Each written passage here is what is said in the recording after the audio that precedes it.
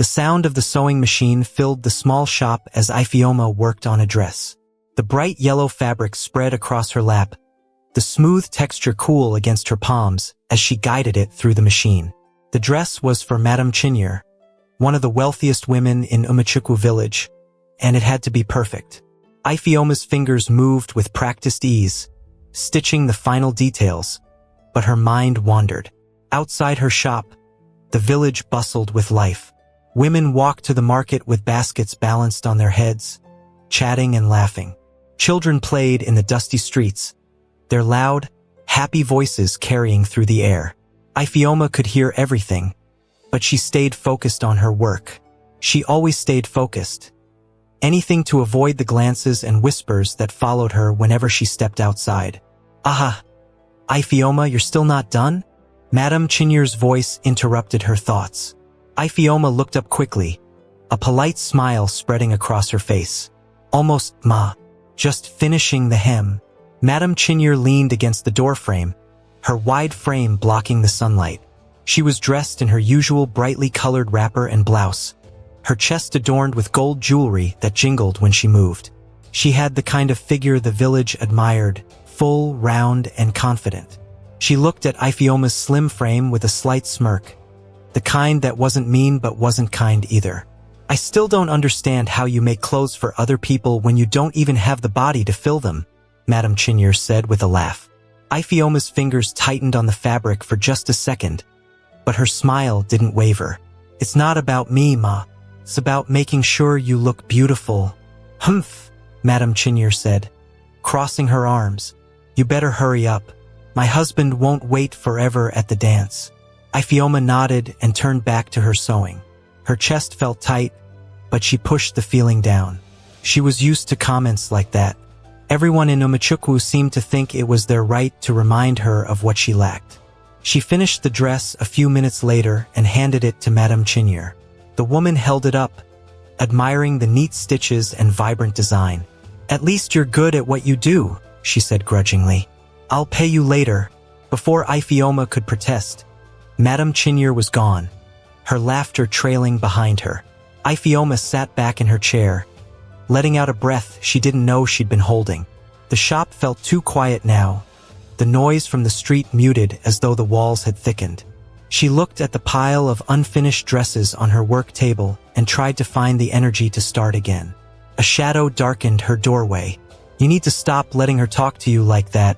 Ifeoma turned to see Nkem, her childhood friend, leaning against the doorframe. Nkem was taller than Ifeoma, with a strong, curvy figure and a loud voice that made people pay attention. Her hands rested on her hips as she looked at Ifeoma with a mix of frustration and pity. "It's nothing," Ifeoma said, waving her hand. "It's not nothing," Nkem said, stepping inside. "Every time she comes here, she finds a way to insult you. Why do you let her? What do you want me to do, Nkem?" Ifeoma said, her voice sharper than she intended. "Fight her? Stop sewing for her? This is how I make money." Nkem sat on the edge of the table, careful not to disturb the fabric. "I'm not saying you should fight her, but you don't have to sit there and smile while she talks down to you. You're better than that." Ifeoma didn't answer. She didn't want to talk about Madame Chinyere or anyone else in the village. She just wanted to finish her work and go home. Nkem sighed. "All right, fine. Let's talk about something else. Have you heard? Emeka is back." At the mention of his name, Ifeoma's heart did a little flip. She tried to hide it, keeping her face neutral as she folded a piece of fabric. "I heard," she said lightly. Nkem wasn't fooled. "Don't pretend you're not excited. I saw the way you used to look at him before he left for Lagos." "That was years ago," Ifeoma said quickly. "He probably doesn't even remember me." "Oh, he remembers," Nkem said, grinning. "I saw him at the market this morning, and he asked about you." Ifeoma's hands froze. "He did?" Nkem nodded. "He asked if you still had your shop. I think he might come by to see you." The thought of Emeka walking into her shop made Ifeoma's chest tighten in a different way. She pictured him as he used to be, tall, handsome, and confident, with a smile that made her feel like she was the only person in the world. She wondered if he had changed. "You should wear something nice tomorrow," Nkem said, interrupting her thoughts. Maybe that green dress you made for yourself. I don't have time to think about that, Ifeoma said, shaking her head. I have too much work to do. You always have too much work, Nkem said, rolling her eyes. You deserve to enjoy yourself once in a while. Ifeoma didn't respond. She wanted to believe Nkem, but it was hard. How could she think about enjoying herself when she was constantly reminded of how different she was from the other women in the village? As Nkem left, promising to return the next day, Ifeoma sat alone in her shop. She tried to focus on her sewing, but her thoughts kept drifting to Emeka. She didn't know why the idea of seeing him made her nervous. Maybe it was because she didn't want him to see her the way the rest of the village did, as someone who didn't quite measure up. The sun was setting when she finally closed the shop and walked home. The path was quiet, the sounds of crickets filling the air. Ifeoma's house was small but tidy, with a single room for sleeping and another for cooking. She sat on her bed, staring at the ceiling as the events of the day played over in her mind. She thought about Madame Chinyer's words, about Nkem's encouragement, and about Emeka. Most of all, she thought about the feeling that had been growing inside her for years, a longing to be seen, not as a tailor or a hard worker, but as a woman. Her chest felt heavy, and for once it wasn't because of the weight of the day. It was the weight of being different, of not fitting into the mold the village had created for women. She wondered if there was a way to change that, to change herself. She pushed the thought away, shaking her head. It was silly. She was who she was, and no amount of wishing would change that. But as she lay in bed, staring at the shadows on the ceiling, the thought crept back into her mind. What if she could change? What if there was a way to be seen, to be admired, to be enough? She closed her eyes, willing herself to sleep, but the question stayed with her, lingering like a soft, persistent whisper. The next morning, Ifeoma was back in her shop, surrounded by fabric and the sound of her sewing machine. She tried to focus, but her thoughts kept drifting to Nkem's words from the day before.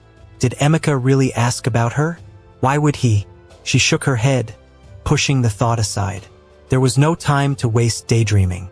The village was livelier than usual, with people moving about in hurried excitement. Ifeoma noticed it when she stepped outside to stretch her legs. Women were chattering in groups, children ran in and out of the market square, and even the men seemed more animated than usual. Something was happening. She didn't have to wonder for long. Nkem came rushing into her shop, her face lit with excitement. Ifeoma, you won't believe it. What now? Ifeoma asked, brushing a piece of thread off her skirt. Baba Ijibu is here, Nkem announced, her hands on her hips like she had just shared the biggest news in the world. Who is Baba Ijibu? Ifeoma asked, frowning. Nkem gasped, as though Ifeoma had just asked what the sun was. You don't know Baba Ijibu?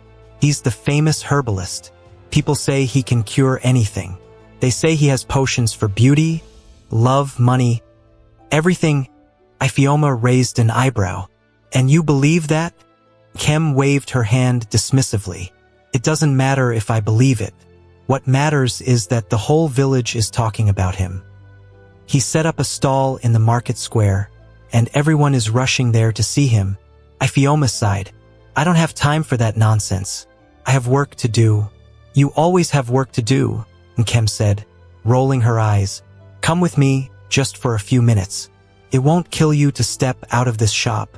Before Ifeoma could protest, Nkem grabbed her arm and pulled her toward the market square. The crowd around Baba Ijibu's stall was bigger than Ifeoma expected.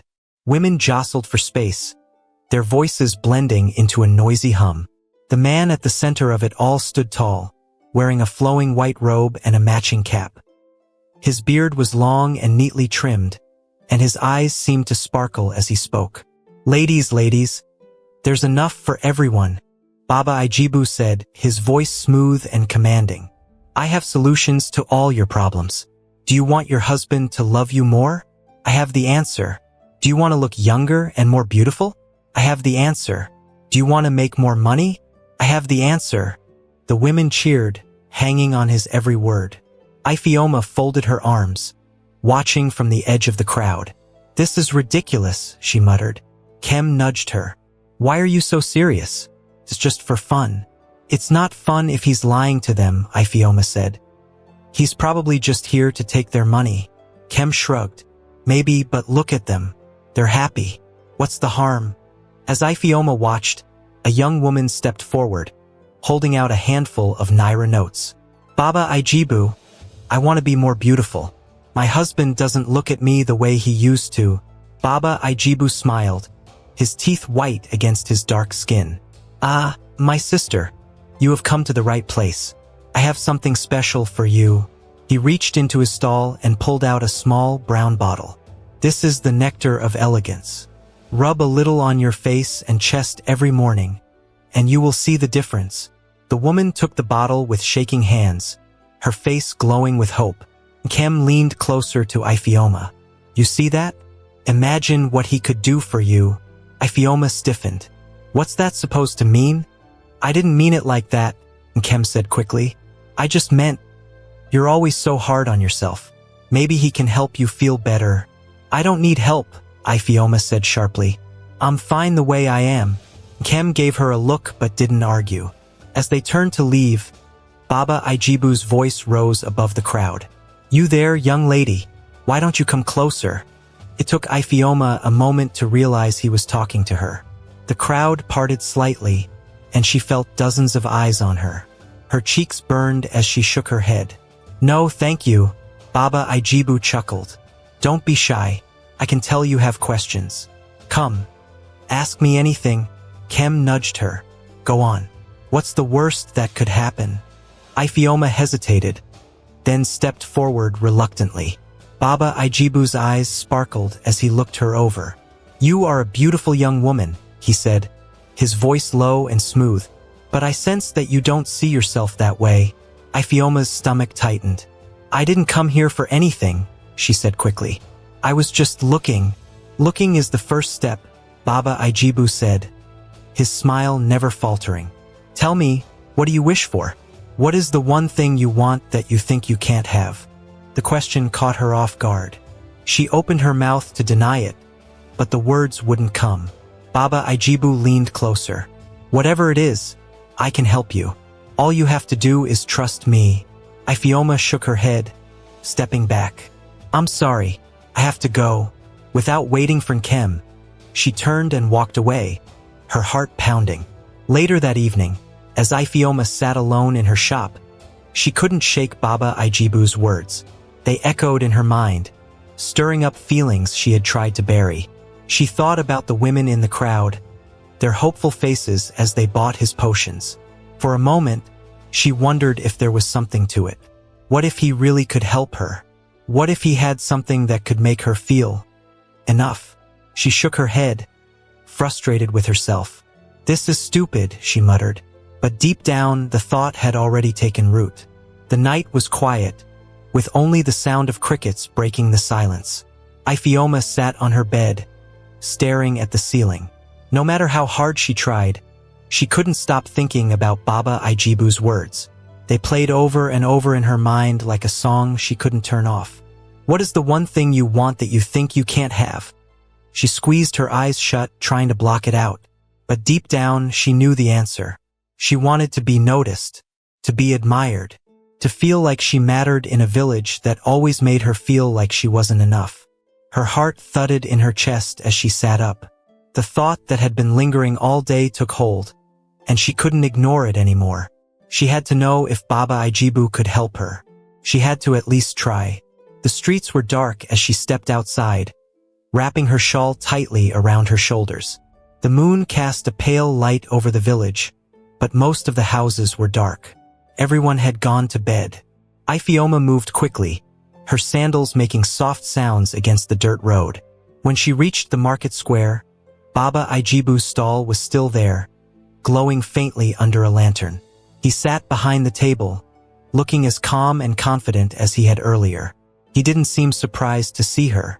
Ah, young lady, he said, his voice low and smooth. I thought you might come back. Ifeoma hesitated, her hands clutching her shawl. I'm not sure why I'm here. Baba Ijibu chuckled softly. You are here because you have questions, and I have answers. Sit. She lowered herself onto the wooden stool across from him, her hands fidgeting nervously in her lap. What do you want? He asked, leaning forward slightly. Ifeoma looked down at her hands, then back up at him. I want to be different, she said quietly. I want to feel beautiful. Baba Ijibu nodded slowly, as though he had been expecting her answer. And you shall. I have just the thing for you. He reached under the table and brought out a small brown bottle. The liquid inside shimmered faintly in the lantern light. This is the nectar of elegance, he said, placing it gently on the table. Rub a little on your face and chest every morning, and you will see changes. But you must follow the instructions exactly. No more, no less. Ifeoma stared at the bottle, her heart pounding. Is it safe? Baba Ijibu's smile didn't falter. Of course. I have sold this to many women, and they have all been happy with the results. But remember, you must not tell anyone about this. It is our secret. She hesitated, her mind racing. How much does it cost? His smile faded slightly, and his tone grew serious. This is not cheap, my dear. Beauty is a treasure, and treasures have their price. 5,000 naira. 5,000. Ifeoma's eyes widened. That was a lot of money. More than she made in a week. Do not think of it as money, Baba Ijibu said smoothly. Think of it as an investment in yourself. Isn't it worth it to feel confident? To walk through the village with your head held high? Ifeoma bit her lip, her mind a whirlwind of thoughts. She thought of all the times people had laughed at her, the whispers behind her back, the way Madame Chinyere looked at her like she wasn't good enough. She thought of Emeka and the way she wished he would notice her. Finally, she reached into her bag and pulled out the money she had been saving for months. Her hands trembled as she placed it on the table. Baba Ijibu's smile returned as he slid the money into his pocket and handed her the bottle. You have made the right choice, he said. Follow the instructions, and you will not regret it. Ifeoma held the bottle tightly as she walked back home, her heart heavy with a mix of excitement and fear. She placed it on her bedside table and stared at it for a long time before finally lying down. The next morning, Ifeoma woke up before the sun. She sat on the edge of her bed, staring at the bottle. Part of her wanted to throw it away, but another part, stronger and more determined, told her to try it. She opened the bottle, the scent of herbs and something faintly sweet wafting out. Carefully, she rubbed a small amount onto her face and chest, just as Baba Ijibu had instructed. The liquid felt cool against her skin, and she couldn't help but wonder if it was already working. As the day went on, she couldn't stop checking herself in the small mirror she kept in her shop. At first, she saw nothing different, but by the evening, she noticed her skin looked a little brighter, her cheeks a little fuller. It was subtle, but it was enough to make her heart race with excitement. Over the next few days, the changes became more noticeable. Ifeoma's chest began to fill out, her skin glowed, and even her posture seemed different. She caught people staring at her in the market, and for the first time, the looks weren't accompanied by whispers or laughter. You're looking good, Ifeoma, a customer said one afternoon. What's your secret? Ifeoma shrugged, trying to hide her smile. Just taking better care of myself. Kem noticed the changes too. Something's different about you, she said, narrowing her eyes. You're glowing. What's going on? Nothing, Ifeoma said quickly, avoiding her gaze. Kem raised an eyebrow. If you say so. A week later, Emeka walked into her shop. Ifeoma's heart nearly stopped. He looked even more handsome than she remembered, his tall frame filling the doorway, his smile warm and genuine. Ifeoma, he said, his voice deep and smooth. I heard you're the best tailor in the village. She felt her cheeks heat up. I try, she said, trying to keep her voice steady. I need a new shirt for the festival next week, he said, stepping closer. Think you can help me? Of course, she said quickly. Come in. As she took his measurements, her hands shook slightly, but she kept her composure. Emeka chatted with her like they were old friends, and for the first time, she felt like he saw her. Not as a tailor, but as a woman. When he left, he turned and smiled. I'll see you at the festival. Ifeoma's heart soared. For the first time in her life, she felt beautiful, confident, and worthy. But as she stared at the bottle on her bedside table that night, a small voice in the back of her mind whispered, "At what cost?" The morning sun filtered through the small window of Ifeoma's room as she stood in front of her mirror. She hardly recognized the woman staring back at her. Her skin had a new glow, her chest was fuller, and her features seemed softer, more balanced. She ran her fingers over her face, hardly believing the changes. As she walked to her shop, heads turned. The women whispered, and the men smiled at her in a way that made her cheeks warm. She tried to act like she didn't notice, but her heart raced. For the first time, she felt seen. Inside the shop, Nkem burst through the door, her face full of curiosity. "All right, Ifeoma, talk. What is going on?" "What do you mean?" Ifeoma asked, pretending to focus on a piece of fabric. "You know exactly what I mean," Nkem said, sitting on the edge of the work table. "You look different, better. Don't tell me it's just sleep and water." Ifeoma hesitated, biting her lip. "It's nothing, Nkem. I've just been taking care of myself." "Taking care of yourself?" Nkem raised an eyebrow. "Ifeoma, I've known you since we were kids. You don't just take care of yourself and suddenly look like a princess. What are you hiding?" "I'm not hiding anything," Ifeoma said, her voice defensive. Nkem leaned closer. "Is it a man? Did someone give you something?" Ifeoma froze for a moment, then shook her head quickly. "No, it's not a man." Nkem watched her carefully, her eyes narrowing. All right. But if you're doing something risky, you'd better tell me." Ifeoma forced a laugh. "I promise it's nothing risky." Nkem didn't look convinced, but she let it go, changing the subject to the upcoming village festival. The festival arrived sooner than Ifeoma expected. She spent the afternoon preparing, slipping into the green dress Nkem had convinced her to make months ago. To fit her perfectly now, hugging her new curves in all the right places. When she looked in the mirror, she hardly believed it was her. As she stepped into the festival grounds, the crowd seemed to part for her. Women whispered behind their hands, and men turned to watch her pass. Ifeoma's heart swelled with a mix of pride and nervousness. She felt like she was floating. "Ifeoma," a familiar voice called. She turned to see Emeka walking toward her, his smile wide and warm. He was dressed in a crisp white shirt, the one she had tailored for him. "You look amazing," he said, his eyes lingering on her. "Thank you," she said softly, her cheeks burning.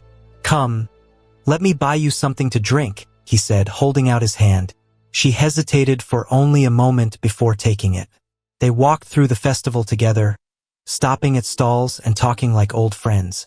Ifeoma felt a warmth she hadn't known before, a sense of belonging she had always craved. But as the night went on, a strange heaviness began to settle in her chest. At first, she thought it was the excitement or the heat, but the feeling grew worse. By the time they reached the dance floor, her breaths felt shallow, and her vision blurred. "Are you all right?" Emeka asked, his brow furrowed with concern. "I'm fine," she lied, forcing a smile. But as they started to dance, her legs gave way beneath her. She felt herself falling, the world tilting around her, and then everything went dark.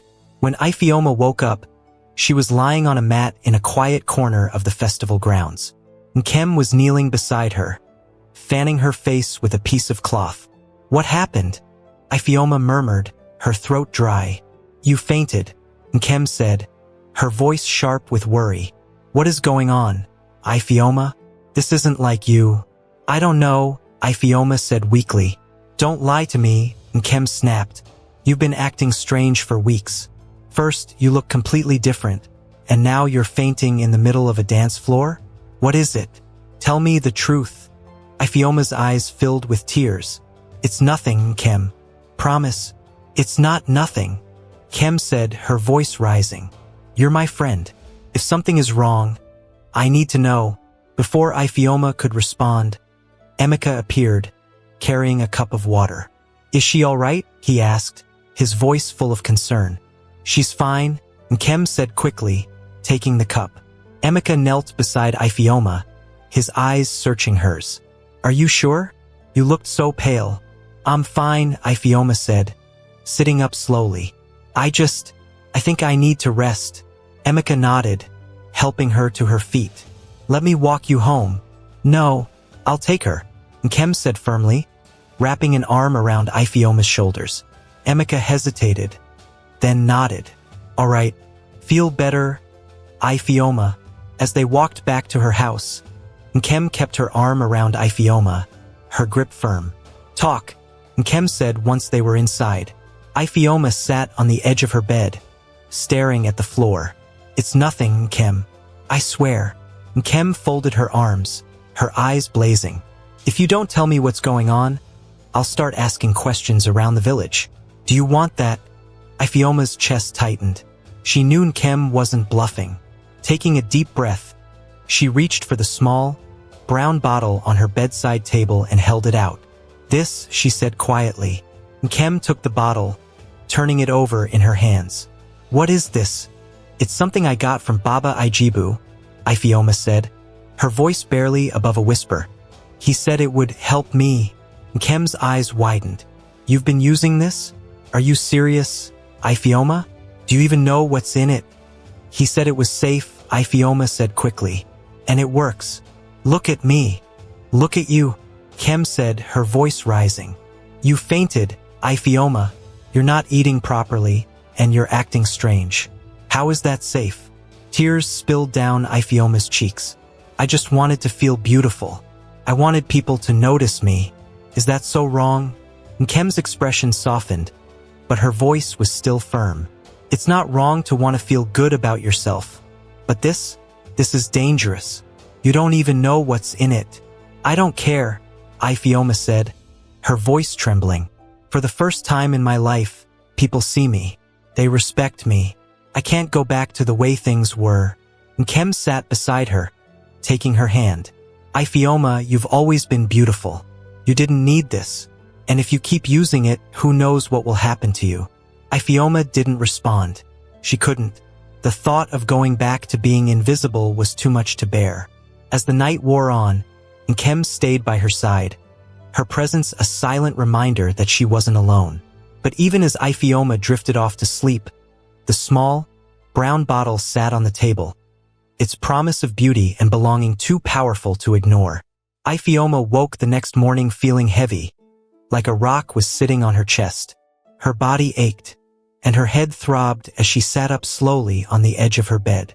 She glanced at the small brown bottle on her bedside table and frowned. For the first time, it didn't feel like a gift. Felt like a weight she couldn't put down. She barely had time to think about it before Nkem burst into the room. Good, you're awake. We need to talk. Ifeoma rubbed her temples. Nkem, it's too early for this. It's not too early when your best friend is doing something this dangerous, Nkem said, folding her arms. Do you know how scared I was last night? What if something worse happens? What if you don't wake up next time? Ifeoma sighed, avoiding her friend's eyes. I'm fine now. It was just the heat and all the excitement at the festival. Nkem shook her head. Don't lie to me, Ifeoma. She pointed to the bottle on the table. This thing is not normal. You don't know what's inside it. You don't know what it's doing to your body. It's working. Ifeoma snapped, her voice sharper than she intended. Can't you see that? People notice me now. They respect me. Even Emeka, what? Nkem interrupted, her voice rising. Do you think he'll still like you if he finds out you're using some fake potion to look like this? Do you think it's worth risking your health, your life, just for him to notice you? Ifeoma stood up, her fists clenched at her sides. You don't understand. Nkem, you've never been the one people laugh at. You've never been the one everyone calls plain or unwomanly. You don't know what it feels like to be invisible. And you think this is the answer? Nkem shot back, her eyes blazing. You're better than this, Ifeoma. You don't need some magic potion to prove your worth. If Emeka or anyone else can't see how amazing you are, then they're not worth it. Ifeoma turned away, her chest tightening. She didn't want to cry, but the tears came anyway. You don't get it, Nkem. You don't know what it's like to feel like you'll never be enough. Nkem's voice softened. You've always been enough, Ifeoma. You just don't see it. But this bottle is not the way to find out. Please, promise me you'll stop using it. Ifeoma stayed silent, staring at the floor. She wanted to believe Nkem, but the thought of giving up the one thing that had finally made her feel beautiful was too much. Over the next few days, the whispers in the village grew louder. People began to notice more than just Ifeoma's transformation. They noticed her pale skin, her tired eyes, and the way she moved like someone carrying a heavy load. Madame Chinyere was the first to say it out loud. She walked into Ifeoma's shop one afternoon, her loud voice echoing through the room. Ifeoma, what's wrong with you? You look like a ghost. Ifeoma forced a smile. I'm fine, Madame Chinyere. Just tired from all the work. Tired? Madame Chinyere snorted. You're more than tired. Look at you. Are you sick? I'm fine, Ifeoma repeated, her voice tight. Madame Chinyere narrowed her eyes. Well, you'd better take care of yourself. No one wants a sick tailor. When she left, Ifeoma slumped into her chair, her head in her hands. The cracks were beginning to show, and she didn't know how much longer she could keep up the act. One evening, as she sat alone in her room, the nightmares began. They were vivid and terrifying, filled with dark figures chasing her through endless corridors. She woke up drenched in sweat, her chest heaving as she gasped for air. She reached for the bottle on her table, but her hands trembled so badly she almost dropped it. For the first time, she wondered if Nkem was right. What if this wasn't worth it? What if she was hurting herself in ways she couldn't see? The next morning, she decided to visit Baba Ijibu. She needed answers. The market square was quieter than usual when she arrived, but Baba Ijibu's stall was still there, glowing faintly under the afternoon sun. He greeted her with his usual smile, but Ifeoma didn't feel comforted by it this time. Ah, my dear, he said, spreading his arms. You look as beautiful as ever. What brings you here today? Ifeoma hesitated, clutching the bottle in her hand. Something's wrong. I've been feeling strange. Baba Ijibu's smile faltered for a moment, but he recovered quickly. Strange? How do you mean? I've been fainting, Ifeoma said, her voice shaking. I've been having nightmares. My body doesn't feel right. Is this normal? Baba Ijibu leaned back, his expression calm. My dear, these things take time. Your body is simply adjusting to the changes. You must trust the process. But what's in it? Ifeoma pressed. What am I putting on my skin? He waved a hand dismissively. Herbs, oils, natural ingredients. Nothing harmful. Then why do I feel like this? She asked, her voice rising. Why do I feel worse every day? Baba Ijibu's smile disappeared completely. He leaned forward, his eyes narrowing. Do you want to stop, Ifeoma? Do you want to go back to the way things were? To being invisible? Because that's what will happen if you stop using this. Ifeoma's chest tightened. His words cut deep because they echoed her own fears. She shook her head, tears streaming down her face. I don't know what to do. You keep going, Baba Ijibu said firmly. You're almost there, my dear. Don't give up now. Ifeoma nodded slowly, her hands trembling as she clutched the bottle. But as she walked away, a seed of doubt had been planted, and it refused to go away. When she returned home, Nkem was waiting for her. Her friend's face was tight with worry. Where were you? Nkem demanded. I've been looking for you all day.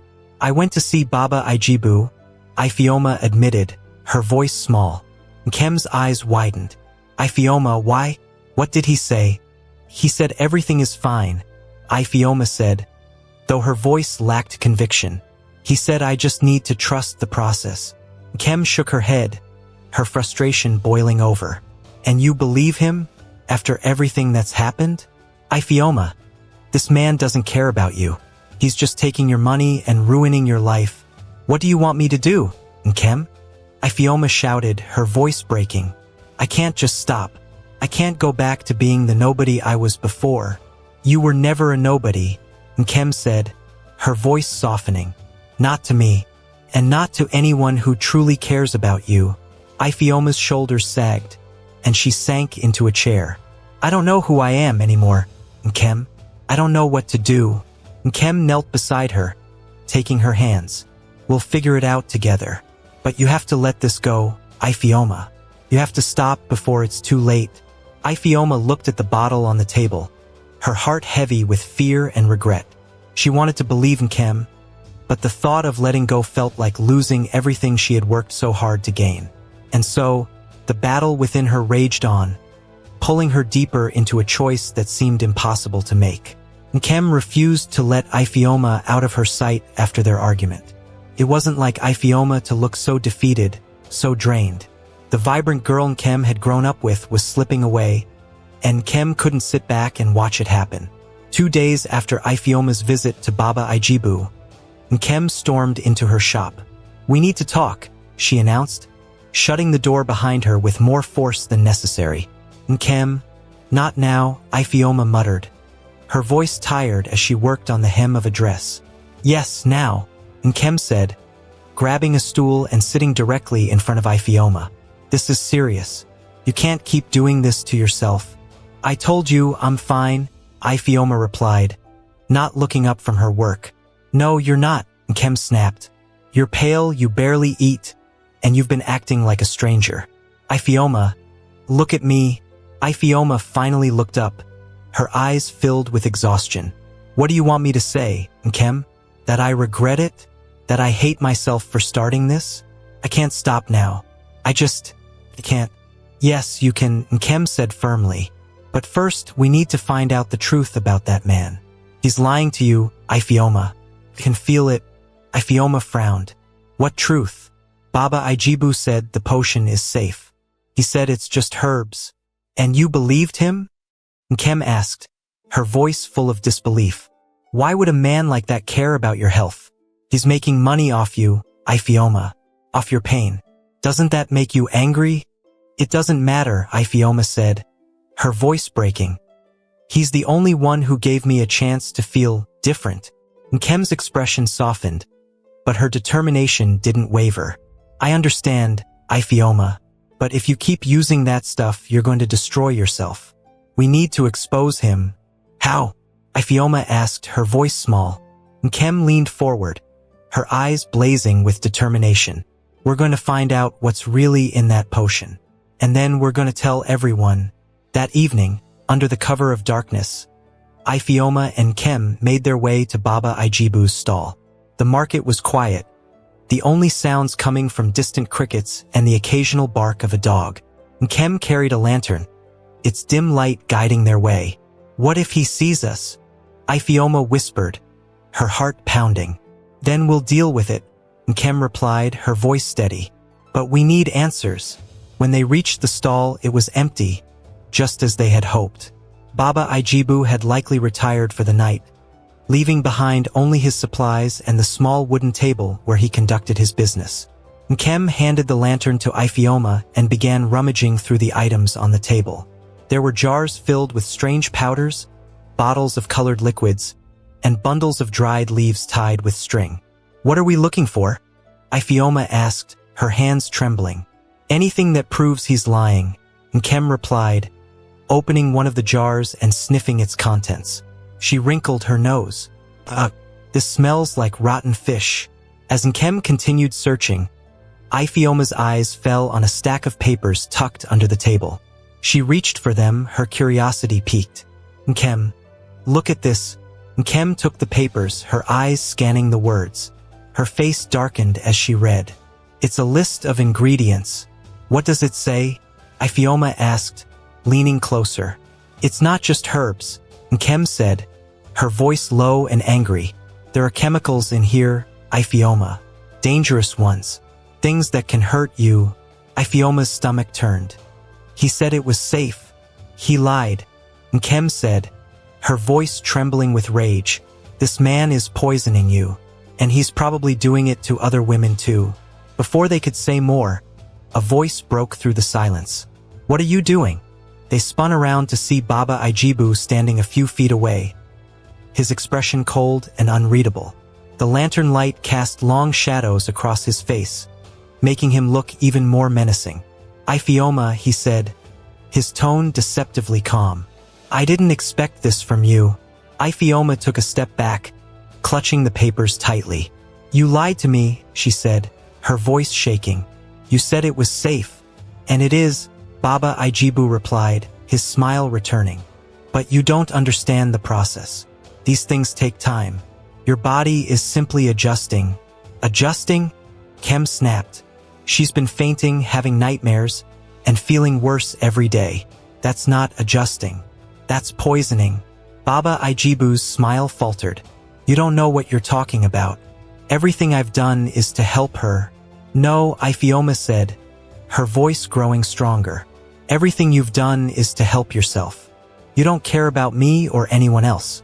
You just want money." Baba Ijibu's eyes narrowed. "Be careful, Iphioma. You don't want to make an enemy of me." "She's not afraid of you," Nkem said, stepping forward. "And neither am I. We're gonna tell everyone what you've been doing." Baba Ijibu laughed, a low, chilling sound. "And who will believe you? A desperate girl and her loudmouthed friend?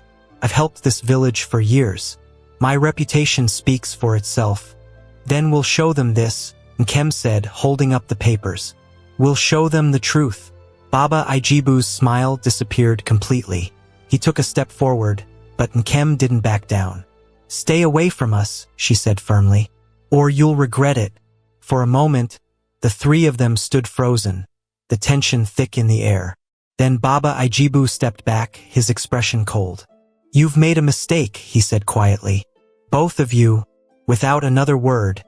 He turned and disappeared into the shadows. As they walked back to Iphioma's house, Nkem's grip on the papers was tight. "We have what we need," she said. "Tomorrow, we'll show this to the village." Iphioma nodded, but her heart felt heavy. She had trusted Baba Ijibu, believed his promises, and now she was paying the price. But as she looked at Nkem, her determination grew. She wasn't going to let him hurt anyone else. The next day, they would reveal the truth. And this time, Iphioma wouldn't be silent. The next morning, the market square was alive with its usual buzz of activity. Women bargained loudly with traders, children darted through the crowd with laughter, and the smell of roasted maize filled the air. But Iphioma and Kem weren't there for business or pleasure. They were there for justice. Iphioma stood in the middle of the square, clutching the stack of papers they had found the night before. Her hands trembled slightly, but Nkem stood beside her, a steadying presence. "Are you ready?" Nkem asked, her voice firm but kind. Iphioma swallowed hard and nodded. "I have to be." They made their way to Baba Ijibu's stall, which was already surrounded by eager women. He stood behind the table, his familiar smile plastered across his face as he handed out bottles and jars. "Good morning, ladies," he said smoothly. "How can I help you today? Perhaps a little something to brighten your skin? Or maybe—" "Stop lying to them." Iphioma's voice rang out, cutting through the noise like a knife. The crowd went quiet, and all eyes turned to her. Baba Ijibu's smile faltered, but only for a moment. He straightened, his eyes narrowing. "Iphioma," he said, his tone calm but dangerous. "This is not the time for games." "This isn't a game," Iphioma shot back, holding up the papers. "I know the truth, Baba Ijibu. I know what's in your potions. And it's not what you've been telling everyone." The crowd began to murmur, women exchanging confused and worried looks. "What is she talking about?" one of them asked. "Lies," Baba Ijibu said quickly, his voice smooth. "She doesn't know what she's saying. Iphioma, you've been under a lot of stress. Perhaps you should go home and rest." "No!" Iphioma's voice cracked, but she didn't stop. "I've been using your potion, Baba Ijibu. I trusted you, and it's been making me sick." The murmurs grew louder, the women pressing closer to the stall. "Sick? What does she mean?" "Baba Ijibu, is this true?" Baba Ijibu raised his hands, trying to calm the crowd. "Ladies, please, do not listen to this nonsense. I have helped so many of you. Why would I do anything to harm you? Because you don't care about helping anyone." Nkem's voice was sharp as she stepped forward. You care about money. That's why you've been selling fake potions and lying about what's in them. Fake, someone whispered. Baba Ijibu's smile turned cold. And who are you to accuse me? You have no proof. We have proof, Ifeoma said, her voice shaking but strong. She held up the papers. This is a list of the ingredients in your potions. There are chemicals in here that can make people sick. You've been poisoning us. Gasps rippled through the crowd. The women turned to Baba Ijibu, their expressions shifting from confusion to anger. Is this true? One of them demanded. Baba Ijibu's smile disappeared completely. His eyes darted around the crowd, searching for a way out. This is ridiculous, he said, his voice rising. These are lies. She's just bitter because she wasn't happy with her results. That's not true. Ifeoma shouted. I fainted because of your potion. I've been having nightmares, feeling weak. This is your fault. Nkem stepped closer to the table, her eyes blazing. How many other women have you hurt, Baba Ijibu? How many lives have you ruined? The crowd pressed closer, their anger bubbling over. I felt sick after using his cream, one woman shouted. My skin broke out, and he told me it was normal, another added. Baba Ijibu backed away from the table, his face pale. Ladies, please, let's not jump to conclusions. You've been lying to us, one of the women yelled, her voice trembling with rage. You said your potions were safe. You're a fraud, another shouted. The crowd surged forward, their voices rising in anger. Baba Ijibu stumbled back, his hands raised in a weak attempt to defend himself. Stop! Ifeoma's voice cut through the chaos. The women paused, turning to her. This isn't just about me, she said, her voice steady despite the tears streaming down her face. It's about all of us. He made us believe we weren't good enough. He made us think we needed him to be beautiful, to be worthy. But we don't. The crowd fell silent, her words sinking in. I believed him, Ifeoma continued. I thought I needed to change to be noticed, to matter. But I was wrong. We were all wrong. We don't need him, and we don't need his lies. The women nodded, their anger shifting to determination. What do we do now? One of them asked. We make sure he can't hurt anyone else, Nkem said firmly. The women turned to Baba Ijibu, who was now cornered by the crowd. His confident facade had crumbled, replaced by fear. You're done, Baba Ijibu, one of the women said, her voice low and steady. Get out of our village, another added. Baba Ijibu opened his mouth to protest, but the crowd surged forward, forcing him to retreat. He stumbled back, grabbing a bag from his stall before running into the night. As the crowd began to disperse, Ifeoma felt a wave of relief wash over her. Nkem placed a hand on her shoulder, smiling.